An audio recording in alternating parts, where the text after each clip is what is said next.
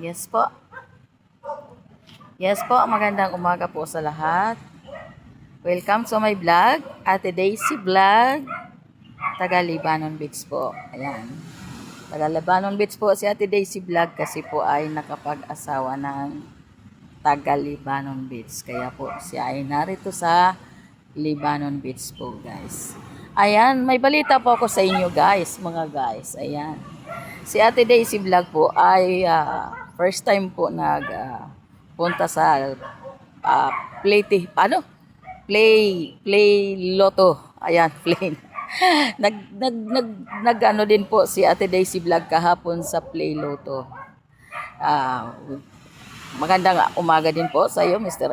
M. Kung mapanood niyo man po. Kung sino po ikaw, si Mr. M. Ayan, guys. Ayan, nagtaya po si Ate Daisy Vlog sa Lotto kahapon. Siguro mga 9 a.m. ng umaga po. Kasama po si kanyang asawa po, guys.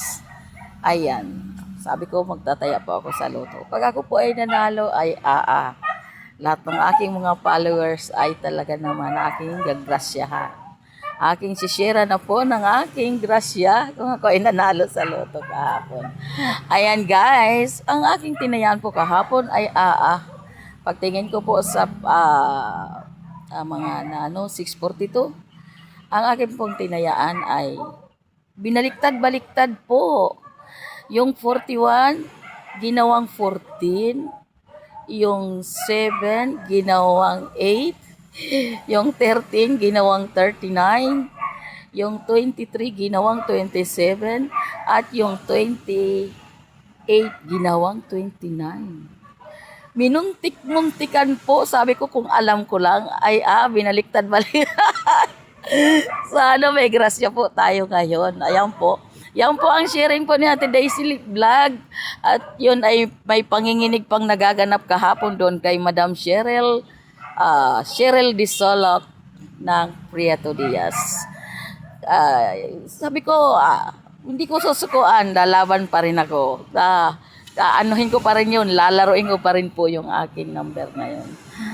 At harinawa, masol po at mapanalo po natin para tayo ay magkaroon ng grasya. Okay, marami pong salamat. Yan po ang share po ni Ate Daisy Vlog ngayong umaga. Dapat pala wag ganito mag-share ako. Yun, sabi niya, Sir Mr. Mita. Mano kasi, palagi pong busy. Kaya, pabiyos-biyos lang po ng konti. Ayan po, marami pong salamat. God bless you. Harinawa, supportan niyo po si Ate Daisy Vlog. At pagka yan ay narating po ni Ate Daisy Vlog, dapat ay sus talaga. Sinasabi ko po sa inyo. Marami pong salamat. I love you. Bye-bye.